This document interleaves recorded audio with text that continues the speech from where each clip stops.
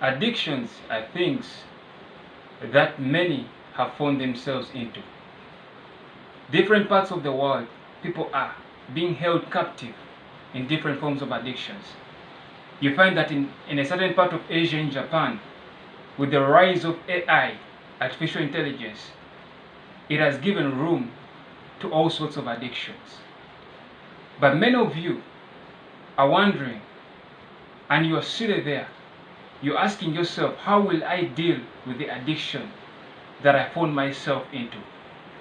But before you can deal with the addiction, you have to first realize, or you have to first come to a point where you perceive and see what causes this addiction, and at what times do I find myself addicted to this kind of thing. It may be smoking, it may be gambling, it may be sex, it may be pornography that you are addicted to.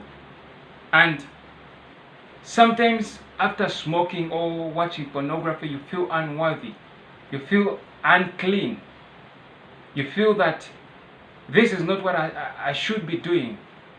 You know, a man once told me that many addictions that you see will take money out of you. Most of the addictions that are into this world consume money. They have something to do with money.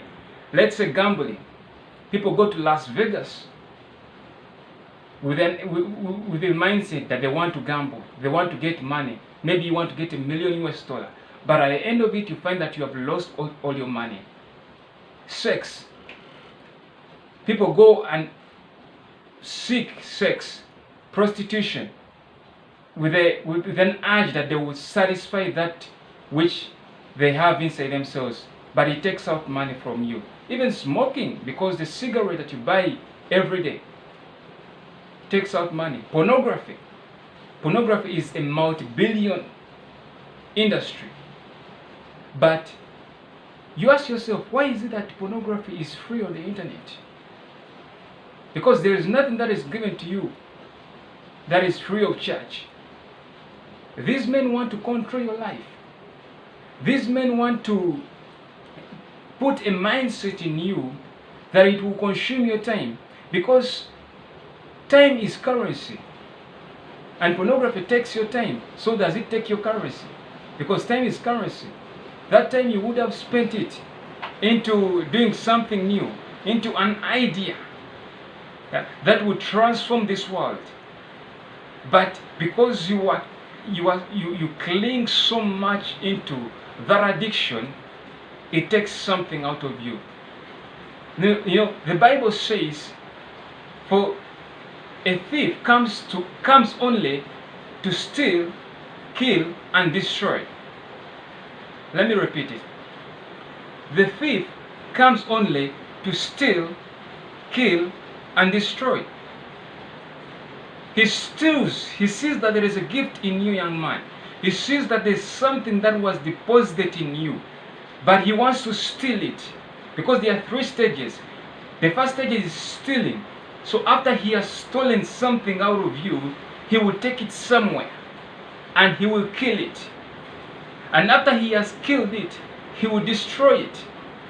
Why does he destroy it? Why doesn't he end on just killing it?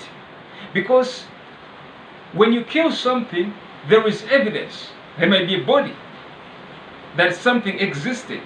But the reason as to why he destroys it, because he wants to destroy the evidence. You know, in Ezekiel, the book of Ezekiel, when the prophet was presented, when he went out of his spirit and he came in the valley of dry bones, the Lord said, "Son of man, can these bones live?" Listen to what Ezekiel said. He said that you alone know.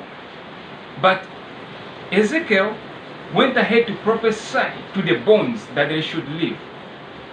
You know, there was evidence that they were bones.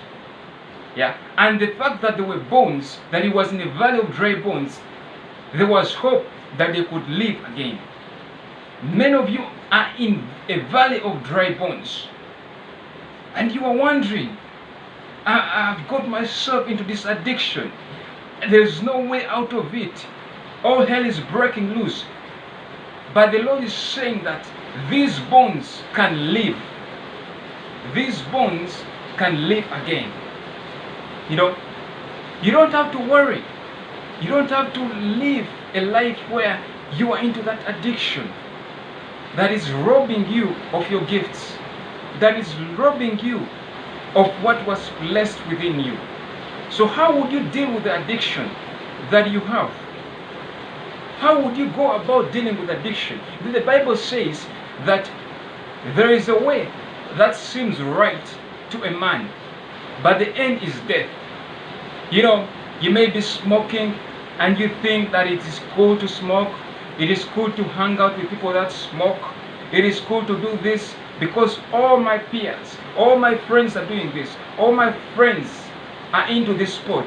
But the Lord is saying that way leads to death. If you continue in that way, you will die. It will lead you to death. Those spots that you hang out, those bars that you hang out, Jesus said that if your right arm causes you to sin, cut it off. That means if you have a friend that is causing you to sin, cut him off. Do not continue with that friend. If you have a spot, if you have an area that is causing you to sin, cut that area off. If it is pornography, if it is smoking, if it is gambling, cut it off, because that way leads to death. The Bible says, resist the devil and he will flee. If you resist the devil, he is going to flee. You know, that addiction has come to rob you. It has come to steal what God has blessed within you. So I encourage you to read the Word of God, because the Bible says that the Word is as sharp as a double-edged sword. That means when you read the Word of God, when the Word of God is within you, it will destroy the addiction. The addiction can turn up to be a stronghold. And in the next video, I will talk about how to deal with those strongholds. Because the more you visit, the more you indulge in that addiction, it will build up walls that are so high that you cannot break down. And it requires the power of the Lord. And I'm going to show you how you will break those strongholds. First of all, you need to pray for those addictions to go.